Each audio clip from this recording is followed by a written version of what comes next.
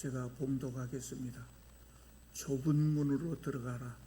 멸망으로 인도하는 문은 크고 그 길이 넓어 그리로 들어가는 자가 많고 생명으로 인도하는 문은 좁고 길이 협착하여 찾는 자가 적음이라. 아멘. 지난 몇 주일 동안 우리는 예수님의 산상설교에 대해서 살펴봤습니다. 산상설교는 하나님 나라를 이루기 위해서, 이 땅 위에 하나님 나라를 이루기 위해서 하나님의 백성들이 반드시 지켜야 될 말씀입니다. 하나님의 나라를 이루는 방법은 하나님의 백성들이 이 말씀대로 살아갈 때 세상이 변해서 그것이 하나님 나라로 변하는 것입니다. 그래서 이 산상설교를 기독교인의 윤리규정이라고도 말합니다. 그러니까 이 산상설교라고 하는 이 말씀이 지켜지지 않는다면 하나님 나라는 이 땅 위에 이루어지기 어렵다는 말씀입니다. 그 핵심 교훈이 10가지였습니다. 이 10가지 교훈을 성경학자들 중에 어떤 분들은 구약의 10계명하고 비교해서 신약의 10계명이다 이렇게 표현하기도 합니다. 제목만 다시 한번 살펴보겠습니다. 5장에서 이웃사랑에 대해서 4가지 교훈을 예수께서 말씀하셨습니다. 첫 번째로 살인하지 말고 화목한 삶을 살아라. 두 번째 말씀은 마음으로도 음욕을 품지 말고 깨끗한 삶을 살라 그러셨고요. 세 번째는 헛된 맹세하지 말고 진실한 삶을 살아라. 네 번째, 원수까지 사랑하는 삶을 살아라 그랬습니다. 6장으로 넘어가서 하나님을 어떻게 사랑할 것인가에 대해서 4가지 교훈을 말씀하셨습니다. 그 핵심은 뭐냐면 사람에게 보이려고 하지 말라 그랬어요. 사람에게 보이려고 하지 말라.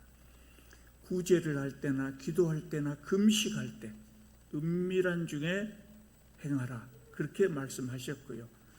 8번째 교훈은 재물을 사랑하지 말고 하나님을 사랑하라 그랬습니다. 그리고 다시 7장에서 이웃사랑에 대한 2가지 말씀하셨는데 남을 비판하지 말고 이해하고 사랑하는 삶을 살아라. 그리고 마지막 10번째로는 대접을 받고자 하는 대로 남을 대접하라 그랬습니다. 10가지 교훈이 모두 다 정말 주옥 같은 말씀들입니다. 그런데 아쉽게도 우리가 참 그 말씀대로 살기는 너무나 어려운 말씀입니다. 아니, 너무나 어렵다고 하는 것은 좀 표현이 잘못된 것 같습니다. 우리가 교회에서만 우리끼리 살면 괜찮은데 우리가 부패하고 타락한 세상 속에서 우리가 살아야 되거든요. 그러니까 나도 모르게 내 몸에 죄의 때가 묻게 된단 말이에요. 그래서 이 말씀대로 사는 것이 참 어렵지요. 그런데 여러분 생각해 보십시오. 세상 사람들이 예수께서 말씀하신 이 10가지 교훈을 그대로 지켜서 산다면 세상이 어떻게 변하겠습니까? 이 말씀대로 우리가 삶 속에 그대로 지켜서 산다면, 우리뿐만 아니라 모든 기독교인들이 이렇게 지켜서 산다면 세상이 어떻게 변할까요? 여러분, 우리가 그런 꿈을 꿔야 됩니다.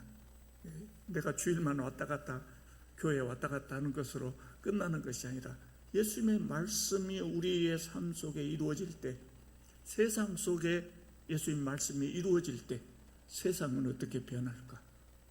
놀랍게 변할 것 같아요. 놀랍게 변할 것 같아요. 이 말씀을 지키는데 법을 안 지키겠습니까? 이 말씀을 지키는데 양심을 안 지키겠습니까? 법을 지키고 양심을 지키고 서로 사랑하고 우애하고 이해해야 하는 그런 세상이 된다면 지상 낙원 아닐까요? 그것이 지상 낙원 아닐까요? 천국이 이루어지는 겁니다. 이 땅 위에 천국이 이루어지는 겁니다. 예수께서는 그런 나라를 하나님의 나라라고 말씀하셨어요. 여러분, 제가 성경을 읽고 느낀 예수님은 어떤 분이냐면요, 성경을 읽고 예수님에 대한 이 생각이 각각 다르게 느껴질 수 있어요. 제가 느낀 예수님은 뭐냐면 사회 변혁가라고. 사회 변혁. 세상을 변화시키려고 하신 분이었어요. 세상을 바꾸려고 하신 분이었어요. 그래서 사회 변혁가로 생각됩니다. 여러분, 지금까지 세상을 바꾸려고 하는 사람들은 많은 사람들이 총칼을 들었어요. 총칼을 들고 세상을 바꾸려고 했어요. 또 우리 젊은 청년들은, 근래에 들어서 젊은 청년들은 화염병을 들기도 했어요. 그러나 예수님은 무정, 비폭력으로 세상을 바꾸려고 해요. 사랑으로 세상을 바꾸려고 했어요. 예수님의 말씀으로 세상을 변화시키려고 했어요. 누구 못지않은 사회 변혁가라고 저는 그런 느낌을 받았어요. 기독교인 중에 많은 분들이 예수님을 생각할 때 십자가의 은혜를 주로 생각하셔요. 십자가의 은혜. 예수께서 나를 대신해서 십자가를 지시고 내 죄를 대신해서 돌아가셨기 때문에 내 죄가 대속이 되었고, 그래서 나는 죽어서 천국 간다. 그것을 주로 마음에 두고 있는 것 같아요. 그 말씀 100% 옳은 말씀이죠. 옳은 말씀이에요. 그런데 예수님은 우리에게 죽어서 천국 가라고만 말씀하지 않으셔요. 세상은 험하고 험하니까 꼭 참고 살아라. 죽어서 천국 가서 잘 살아라. 그렇게 말씀하시지 않아요. 예수님은 세상을 변화시키려고 했어요. 그래서 우리가 이 세상에 살면서 서로 사랑하고 우애하고 그렇게 행복하게 삶을 살기를 원하셨어요. 그래서 그런 세상을 만드시려고 한 거예요. 그러니까 우리에게 자꾸 부담스러운 말씀하시는 거예요. 원수도 사랑하라고 하시는 거예요. 그 말씀 부담스럽죠. 말씀을 하는 저는 더 부담스러워요. 말씀하면서 저는 그래서 지키면서 살아야 되잖아요. 그게 더 부담스러워요. 근데 예수님은 그 부담스러운 말씀하셨어요. 왜 하셨을까요? 그렇게 할 때 세상이 변하는, 그렇게 할 때 세상이 변화되는 거예요. 그럼 변화된 세상에서 기독교인만 잘 사는 것이 아니라 안 믿는 사람들도 세상이 변하면 그 아름다운 세상에서 안 믿는 사람들도 천국을 누리면서 살아가라고, 그렇게 예수님은 세상을 바꾸시려고 합니다. 죽기까지. 그리고 가시면서 우리에게 그것을 사명으로 주신 것입니다. 예수님은 10가지 교훈을 주신 다음에 오늘 본문인 우리가 함께 읽었던 7장 13절 말씀하셨어요. 좁은 문으로 들어가라. 두 절만 제가 봉독해 드렸는데 7장 마지막 절까지 계속해서 한 가지 말씀이 나옵니다. 그 한 가지 말씀이 뭐냐? 산상설교의 결론입니다. 산상설교의 결론에 말씀하셔요. 이 부분은 크게 3가지 말씀이 나오거든요. 좁은 문으로 들어가라. 두 번째는 거짓 선지자들을 조심해라. 세 번째가 두 건축자의 이야기, 건축하는, 집을 짓는 사람 이야기가 나옵니다. 그래서 3가지 말씀은 주제가 전혀 다른 것 같고 3가지 것에 대해서 각각 이렇게 예수께서 말씀하신 것 같지만 이 3가지 말씀이 다 똑같은 말씀이에요. 산상설교의 결론으로 우리에게 주신 말씀이고 연결된 말씀이에요. 그래서 오늘은 좀 길지만 이 말씀들을 살펴보려고 합니다. 13절 말씀 첫 번째로 좁은 문으로 들어가라는 말씀을 한번 살펴보겠습니다. 예수께서 좁은 문으로 들어가라고 말씀하셨는데 13절을 보면 왜 좁은 문으로 들어가라고 합니까? 그 문이 우리를 생명으로 인도하는 문이기 때문에 그렇습니다. 생명으로 인도하는 문이라고 했어요. 물론 여기서 생명은 영생을 의미합니다. 생명으로 인도하는 문은, 이 좁은 문은 보기가 험하다. 안 좋게 보이는 문이라는 말씀을 좁은 문이라고 이렇게 표현한 겁니다. 삶의 방법을 의미합니다.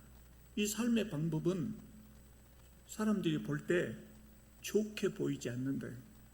안 좋게 보여요. 그래서 세상 사람들이 기피하려고 하는 삶의 방법입니다. 반대로 넓은 문은 어떤 문입니까? 편한 문이라는 의미입니다. 13절 하반절을 보면 그렇게 좋게 보이는 문이지만 멸망으로 인도하는 문이라고 그랬어요. 멸망으로 인도하는 문인데 크고 그 길이 넓어서 너무 좋게 보이니까 그리 들어가는 사람이 많다고 말씀하셨어요. 그런데 그 문은 보기는 좋아도 그 문이 우리를 멸망으로 인도하는 문이라고 말씀하셨어요. 멸망으로 인도하는 문은 우리를 유혹하는 문이에요. 그래서 대부분 보기에 좋습니다. 그곳으로 가면 정말 좋은 일만 있을 것 같고 우리를 행복하게 할 것 같고 우리의 삶을 편하게 할 것 같고 내가 원하는 것을 쉽게 얻을 것 같고 그런 문입니다. 근데 우리가 꼭 기억해야 될, 세상을 살면서 기억해야 될 것이 그거예요. 보기 좋은 문이라 해서 늘 우리를 이롭게 하는 문은 아니다. 우리가 살면서 그 경험하자. 보기 좋다고 해서 우리의 이로운 것은 아니다. 여러분, 하나님 말씀대로 사는 것이 쉽겠습니까? 내 마음대로 사는 것이 쉽겠습니까? 당연히 내 마음 가는 대로 사는 것이 쉽지요. 그래서 그것이 넓은 문입니다. 다른 사람들은 다 뇌물을 주고 승진하는데 가만히 있으면 나만 뒤처지는 것 같아요. 나만 세상 사람들이 사는 방법은 감옥만 가지 않는다면 불법을이라도 행하려고 하는 사람들이 많아요. 우리 옆에는 편법을 쓰는 것은 더 말할 것도 없고요.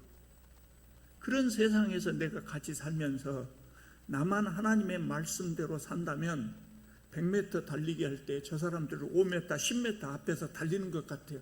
내가 도저히 안 될 것 같아요. 안 될 것 같아요. 그래서 나도 다른 사람들처럼 그렇게 살기가 쉽지요. 그게 넓은 문이라는 거예요. 그런데 하나님께서 그것을 하지 못하게 하시는 이유가 뭡니까?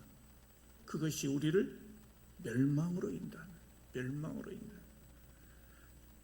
답답해 보여도 바르게 사는 것이 좁은 문이 생명으로 인도하는 문이기 때문에 그렇게 하지 말라는 거예요.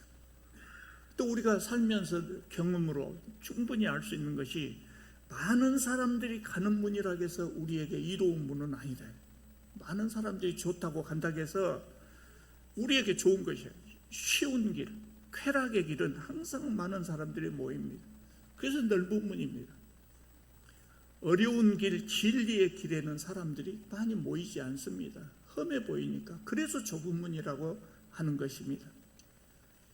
그러나 이 어려운 길이 우리를 생명으로 이끄는 길입니다. 생명으로 이끌 뿐만 아니라 세상에서도 참 좋은 삶을 살게 해요. 참 좋은 삶을 살게 해요. 살아보니까 이것이 험한 줄 알았더니 살아보니까 참 좋은 길이었구나. 그뿐만 아니라 세상 사람들로부터 존경받는 삶을 살게 돼요. 안 믿어지실지 모르겠습니다만 오래 살아보면 그거 압니다. 오래 살면 느낍니다. 저는 그렇게 오래 산 것은 아니지만 이제 초로의 길에 접어들었어요. 인생을 돌아보니까 그 느낍니다. 쉬운 길이라고 해서 택하고 다른 사람이 다 저렇게 가니까 나도 저 길로 가자. 그러다가 실패하고 넘어진 적도 있습니다. 결국은 하나님 말씀대로 사는 것이 복받는 길이었구나. 그렇게 좋은 길이기 때문에 우리 예수님이 이런 길로 가라고 했구나. 나이 들면 알게 됩니다. 이제 예수께서 말씀하신 좁은 문이란 무슨 문일까요? 예수께서 지금 앞에서 이야기했습니다만 좋은 길이라고 했는데 구체적으로 말하자면 예수께서 말씀하신 그 문이라고 하는 건 뭐일까요? 여러분, 좁은 문이라고 하는 말은요, 안 믿는 사람들도 다 알고 있어요. 앙드레 지드라는 소설가가 좁은 문이라는 소설을 썼거든요. 굉장히 유명한 소설이잖아요. 그 좁은 문이라고 하는 것을 다 알고들 있어요. 기독교인들도 좁은 문으로 들어가라. 그 말은 다 알고 있는데 예수님이 말씀하신 그 좁은 문이란 무엇인가를 잘 모르는 분들이 계셔요. 의외로 예수께서 바로 전까지 10가지 교훈을 쭉 말씀하셨잖아요. 그 교훈을 말씀하시다가 갑자기 좁은 문으로 들어가라 그러니까 이게 뭘까? 그렇게 생각할 수도 있어요. 뭘까요? 맥락 없이 하신 말씀이 아니단 말이에요. 이 말씀을 다 하신다면 좁은 문으로 들어가라 그랬어요. 그럼 이 말씀이 뭘까요? 내가 앞에서 말한 대로 살아라 그 말입니다. 그 길이 험한 길이라고요. 그 길이 험한 길, 험하게 보이는, 험한 길이 아니라 험하게 보이는 길이라요. 좁은 문으로 보이는 길이다. 황홀하게 좁은 문으로 보이지 않는단 말이죠. 가면 안 될 것 같고 힘들 것 같은 그런 문이다 그 말이죠. 그래서 예수께서 좁은 문이라고 말씀하시죠. 그러니까 좁은 문으로 들어가라 이 말씀이 뭐예요? 산상설교대로 살아라. 내가 앞에서 말한 이 길이 좁은 길이다. 좁은 문이다. 이 길로 들어가서 이 길로 살아야 된다 그 말씀이에요. 그러니까 좁은 문으로 들어가라는 말씀만 기억하지 마시고 좁은 문으로 들어가라 할 때는 산상설교의 말씀대로 살아라. 그렇게 기억하시기 바랍니다.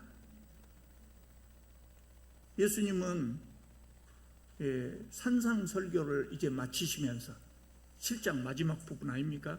산상설교를 마치시면서 이제까지 교훈하셨던 것을 지키도록 이 말씀대로 살아가도록 결단을 촉구하신 거예요. 그 결단을 촉구하기 위해서 하신 말씀이 좁은 문으로 들어가라. 산상설교대로 살아라. 그 말씀입니다. 14절을 보면요. 생명으로 인도하는 문은 좁고 길이 협착하여 찾는 자가 적다 그랬어요.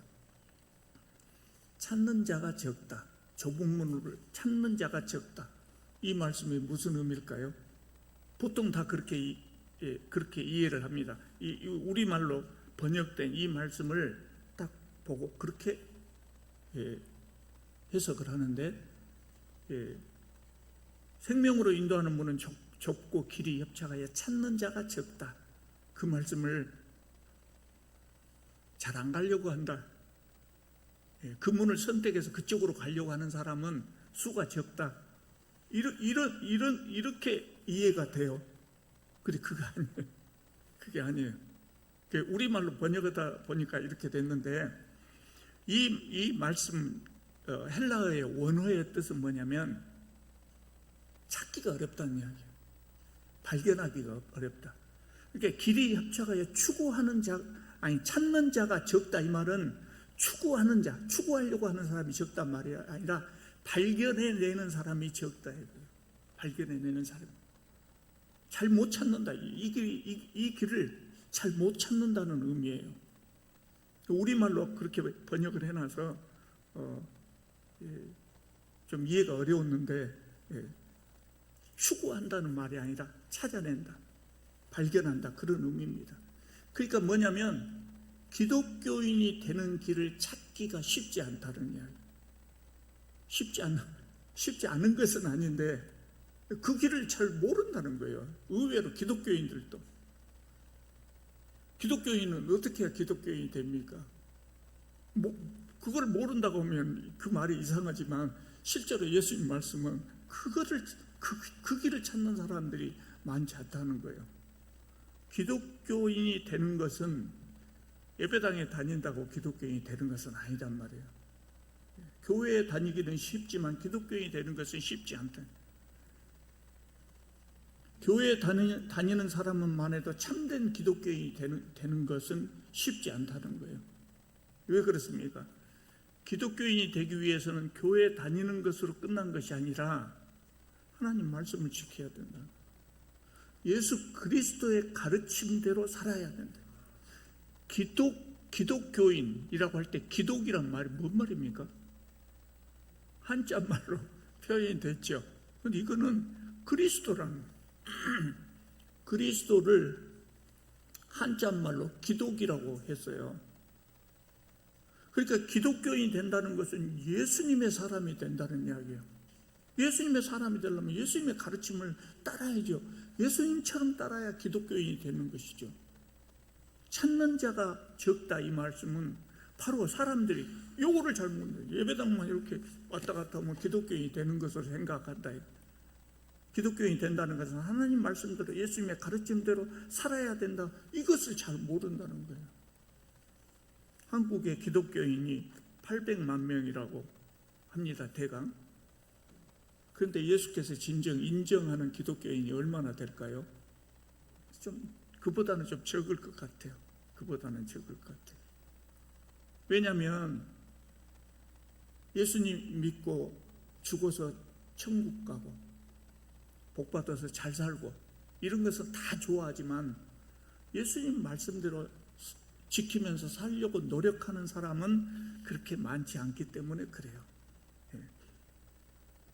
아무리 교회에 오래 다닌 사람이라고 할지라도, 교회에서 중책을 맡은 사람이라고 할지라도, 심지어 목사라고 할지라도 하나님의 말씀대로 행하지 않는 사람, 예수님의 말씀을 따르려고 하지 않는 사람은 기독교인이라고 볼 수 없다는 거예요. 그래서 찾는 자가 적다는 말씀이에요. 자, 그럼 이제 두 번째로 넘어가 보겠습니다. 15절을 보면 거짓 선지자를 삼가라 그랬어요. 거짓 선지자를 삼가라. 두 가지 의미가 있습니다. 두 가지. 거짓 선지자를 삼가라는 말씀은 거짓 선지자를 구별해내서 딱 보고 거짓 선지자인가 아닌가를 구별하고, 거짓 선지자라고 생각되면 그 사람들 따라다니지 말라요. 그 사람들의 지도를 받지 말라는 거예요. 또 두 번째로 무슨 의미가 있을까요? 그 사람들 같은 삶을 살지 말라는 거예요. 그 사람들의 지도를 받지 말고 그 사람들을 본받지 말라는 이야기입니다. 거짓 선지자라고 하면 우리 시대 거짓 목사라고 할 수 있겠지요. 그럼 우리가 거짓 선지자들 어떻게 구별을 해야 될까요? 이 16절에 보면 열매를 보면 알 수 있다 그랬어요. 입에서는 얼마든지 좋은 말씀이 나오지만 실제로 열매 맺는 것은 다르잖아요. 그 첫 번째 열매가 거짓 선지자의, 그러니까 선지자 또는 목사라고 하면 첫 번째 열매가 뭐냐면 입에서 나와요. 가르침. 뭘 가르치냐고. 잘못된 것을 가르치는 사람은 거짓 선지자, 거짓 목사다. 여기서 잘못된 것이라는 것은 주로 무슨 이야기를 하겠습니까? 예수께서 지금 일관되게 쭉 말씀하신 산상설교를 이야기하거든요. 잘못된 것은 산상설교와 다른 것을 가르치고 예수님의 산상설교를 가르치지 않고 오히려 백성들을 잘못된 길로 인도하는 것, 이것이 잘못 가르치는 것입니다. 여러분 정말 신앙생활하면서 조심해야 돼요. 거짓 선지자들은 양의 옷을 입고 온다 그랬어요. 양의 옷을 입고. 외형적으로는 아주 좋은 목사로, 만면에 미소를 띠고 좋은 목사로 올 수 있다. 좋게 보이는 목사로 위장하고 올 수 있다. 어떤 분이 그 오래된 신자는 아닙니다만은 예수님 믿으려고 작정하고 이 교회를 나왔다고 그래요. 그래서 한 5개월 다니셨다 그래요. 과거에 참빛교회. 근데 너무나 실망하고 불교로 갈까 그런답니다. 여러분, 거짓 선지자는 그분이 착각하는 것이 있는데, 거짓 선지자들은 기독교에만 있는 것이 아니라 다른 종교에도 다 있어요. 다 있어요. 거기 가면 또 실망. 그것만 보면 거기 가면 또 실망해요. 목사한테 실망할 수 있어요. 목사한테 실망할 수 있어요. 그럼 어떻게 해야 돼요? 목사를 바꾸면 돼요. 하나님은 여전하시고 예수님은 여전하시니까. 외형적으로 좋은 목사로 위장하고 오기 때문에 많은 기독교인이 상처를 받지요. 좋은 목사인 줄 알았는데 그렇게 상처를 받지요. 심지어 종교적인 업적도 어마어마할 수 있어요. 귀신을 쫓아내고 능력을 행하고 대형 교회를 세운 업적도 있을 수 있어요. 그런 사람들 속에도 거짓 선지자가 있을 수 있다는 거예요. 그래서 뭐를 보고 판단하라고요? 열매를 보고 판단해야 됩니다. 말은 누가 목사야? 말은 다 잘하죠. 열매를 보고 판단합니다. 굉장히 중요한 말씀입니다. 여러분 그것을 잘 판단해야 됩니다. 왜냐하면 이들은 양들을 멸망의 길로 가게 한다 그랬어요. 예수님의 말씀이에요. 어떻게 멸망의 길로 가게 합니까? 산상설교의 말씀대로 살지 않는 사람은 당연히 그러지 말라고 해야 될 것 아니에요. 그러면 안 됩니다. 해야 될 거 아니에요. 그런데 그렇게 하지 않고 그런 사람들을 향해서도 평강을 외친다. 괜찮아요. 네, 괜찮아요. 그렇게 살아도 돼요. 누가 예수님 말씀 누가 다 지킬 수 있겠습니까? 다 못 지켜요. 그러니까 교회 봉사 열심히 하고 헌금 열심히 내면 됩니다. 이런 것이 가장 대표적으로 잘못 가르치는 거예요. 멸망의 길로 가게 하는 거예요.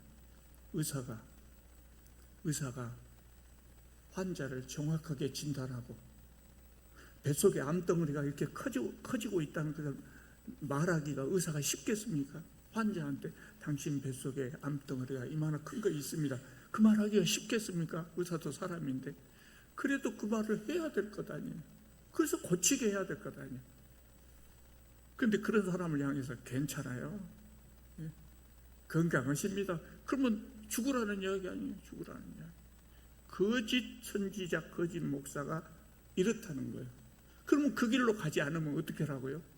산상설교의 말씀대로 순종하는 삶을 가르쳐야 됩니다. 거짓 선지자의 두 번째 특징을 보면 23절에 보면 불법을 행하는 자라고 그랬어요. 예수님 말씀이 그들을 향해서 불법을 행하는 자라고 그랬어요. 그러니까 말로는 좋은 말을 하면서 자신은 거짓 선지자, 거짓 목사 자신은 산상설교의 말씀대로 살려고 하지 않는다. 누가 예수님의 말씀을 완벽하게 지켜 살 수 있는 사람이 있겠습니까? 그거 없죠. 그러나 노력해야죠. 노력해야 된다는 거예요. 살려고 하지도 않는다. 21절에 보면 예수께서 21절에 보면 아버지의 뜻대로 행하는 자라요. 행하는 자라의 천국에 들어가리라 그랬어요. 행하는 자라요. 그러니까 무슨 말씀이에요? 거짓 선지자들은 천국에 들어갈 수 없다.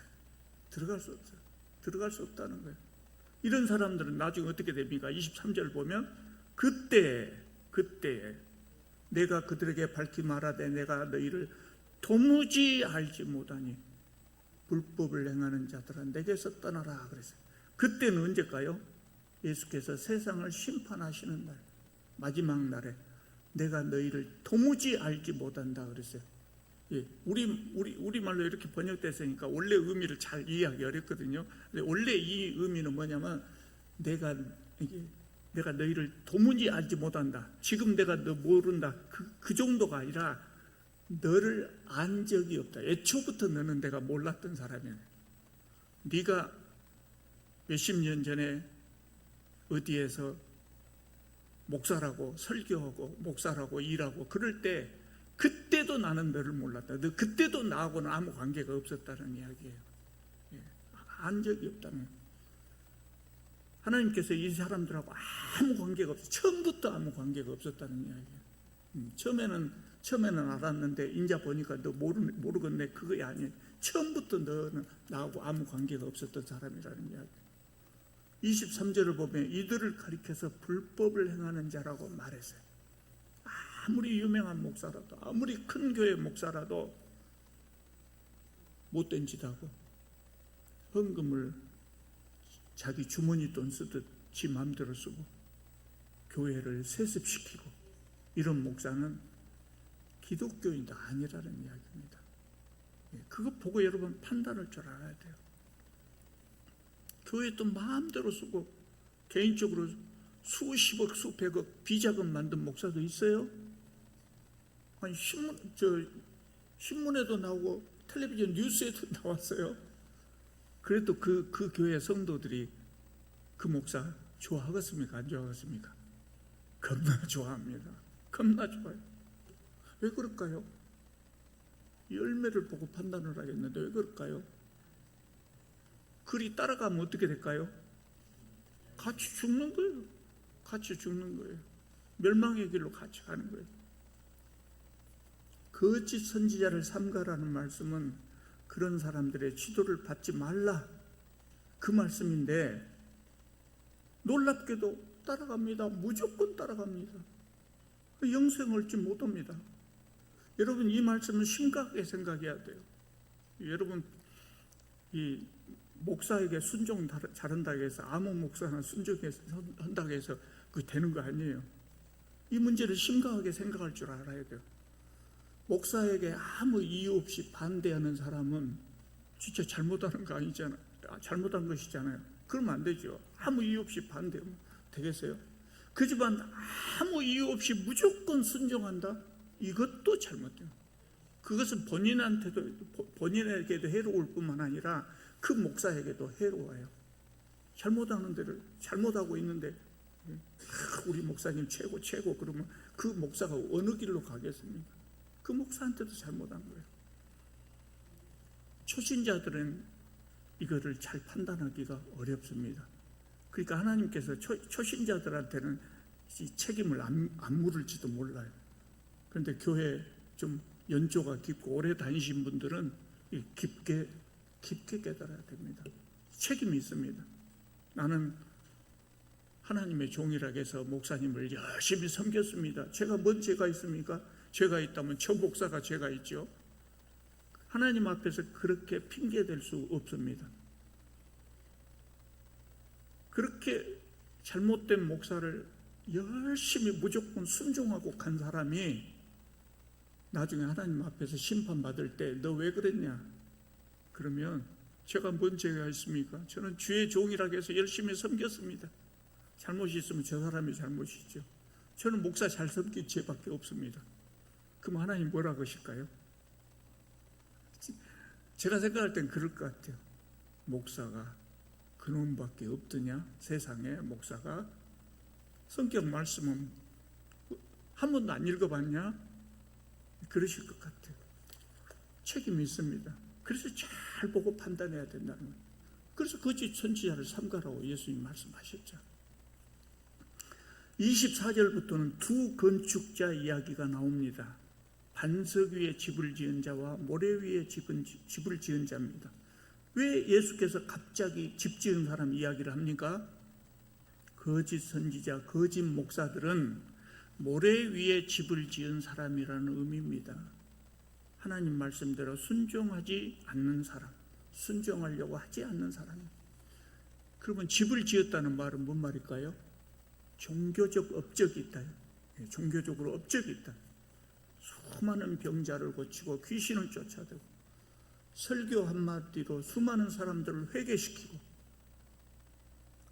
수만 명 되는 큰 교회를 세운 사람이라고 할지라도 산상설교대로 살지 않았다. 그러면 모래 위에 집을 지은 사람이라는 겁니다. 그런 사람은 나중에 어떻게 돼요? 비가 내리고 창수가 나고 바람이 불 때 심하게 무너진다. 세상 끝날 하나님께서 세상을 심판하신 날 그 사람이 행했던 모든 업적이 종교적 업적이 물거품이 된다. 영생을 얻지 못한다. 영생을 얻지 못한다.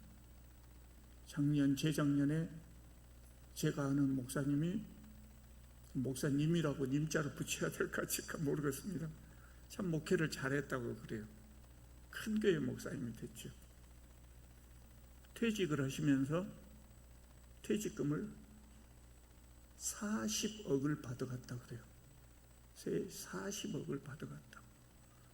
평생 공무원으로 일하면 퇴직금 얼마 받습니까?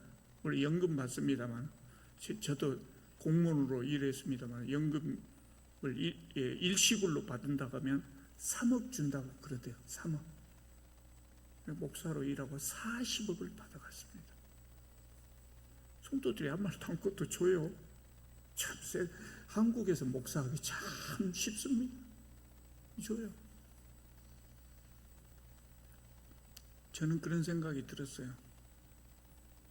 그분은 40억하고 천국 입장권을 바꾼 것 같아요. 40억하고 천국 입장권 포기하고 40억 받아간 것 같아. 천국에 들어갈지 어쨌든 하나님은 아시겠지만 제가 아는 성경 지식으로 판단할 때는 그래요.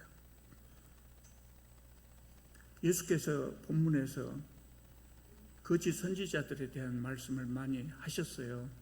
그것은 그 시대의 거짓 선지자들, 바리새인들, 제사장들 이런 사람들을 비판하려고 하신 것일 수도 있어요.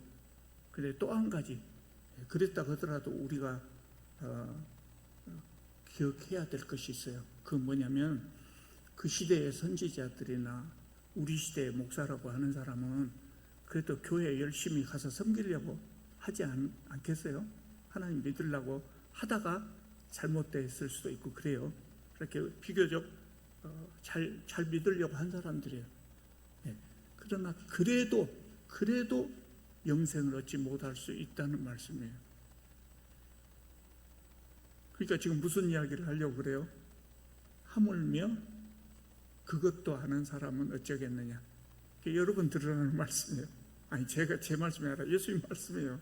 선지자들도 그렇다면 여러분들은 더 말할 것도 없다. 왜냐하면 그 사람들은 더 열심히 하는 사람들이니까. 어떤 사람이 하나님 나라에 들어가요? 행하는 자라야. 행하는 하나님의 말씀대로 순종하여 행하는 자라야 좁은 문으로 들어가고 영생의 길로 들어갈 수 있다고 말씀하셨어요. 예수님은 산상 설교를 마치시면서 5장, 6장, 7장 긴 설교를 마치시면서 좁은 문으로 들어가라 그렇게 말씀하셨어요.